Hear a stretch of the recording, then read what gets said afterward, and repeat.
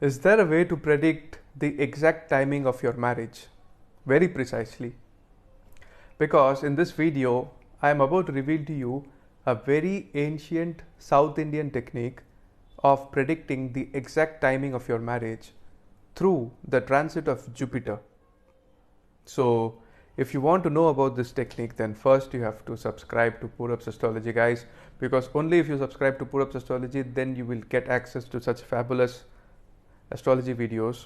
And if you like this video, then hit the like button. If you don't like this video, then hit the dislike button, but show me your honest reaction such that I can know that I'm heading in the right direction.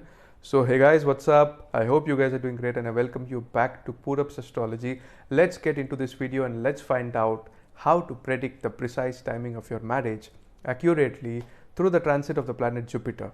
So let's get into the surgery of this horoscope, and I'm going to explain to you in detail, so you have to watch it very carefully such that you can catch up with me, right? So there is a astrology sutra, okay, I can call it a sutra, that whenever the planet Jupiter transits through that particular house where your seventh lord is placed in the Rashi chart or the Navamsha chart, that is when your marriage is a probability, and this is applicable to your also and your partner's chart also. And I have actually seen this happening in several cases, so this technique works, guys, right?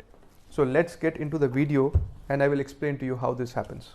Okay, so let us consider that this is the horoscope of an Aries ascendant. Okay, number one sign is coming here, so it's Aries ascendant, and you can see that Venus is the lord of the seventh house because you have Libra sign here. Okay, now in this case, this is an example case because I've seen it happening in the chart of this Aries ascendant person.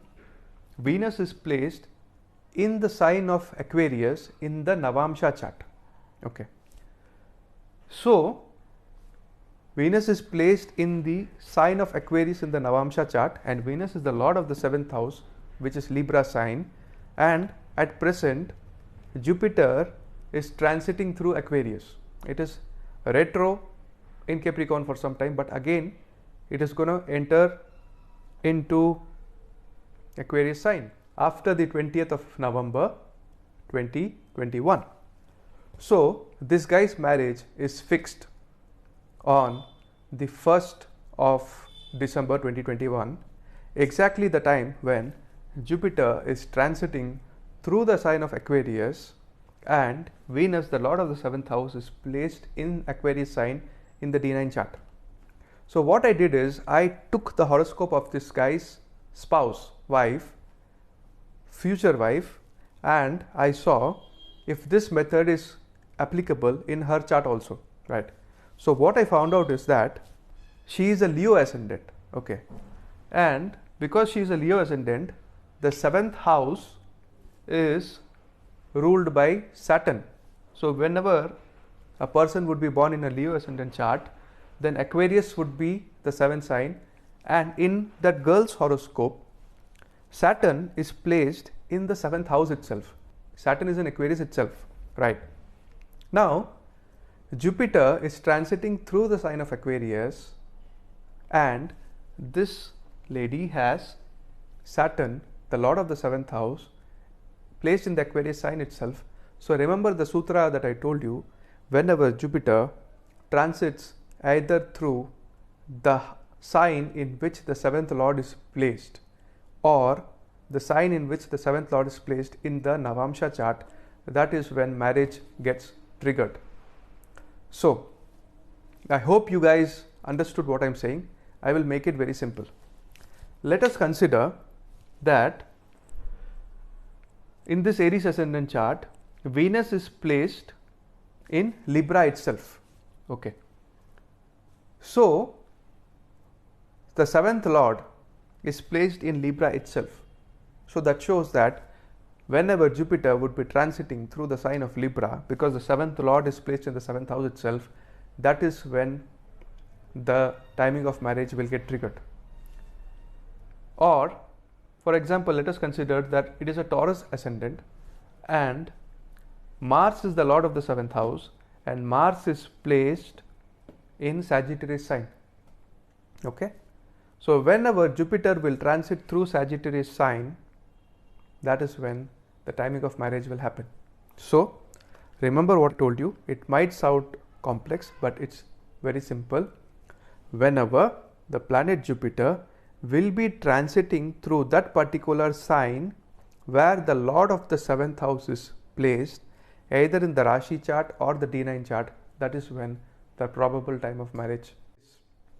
So I hope you understood this technique. If you have any doubts, then you can actually contact me and I'll clarify it to you, because this is a little deep. So if you have any problem in understanding that what is the lord of the 7th house or what is that particular sign in the Navamsha chart, then you can ask me questions and I will reply to it. And if you want a marriage consultation from me, then of course you can go ahead and book. So I hope this video enlightened you. Remember, whenever the planet Jupiter will be transiting through that sign in which the lord of the 7th house is placed, either in the Lagna chart or the Navamsha chart, that is when probable marriage happens. For example, in this Aries ascendant chart, the 7th house is ruled by Venus, and in his particular horoscope, Venus is placed in the sign of Aquarius in the Navamsha chart. So Jupiter is currently transiting through Aquarius sign. So this guy is getting married in December 2nd. And in the girl's chart, she is a Leo ascendant and the 7th house is Aquarius sign, and in her horoscope Saturn is placed in the 7th house in Aquarius sign itself. And because Jupiter is also transiting through Aquarius sign again from the 20th of November, so she is also getting married. So this Jupiter is triggering marriage in the guy's horoscope also and the girl's horoscope also. So I hope this video got clearly into your mind. I'm sorry if I confused you. I love you all. This is Purab signing off from Purab's Astrology. Adios, Jai Hind, Jai Bharat. Take care.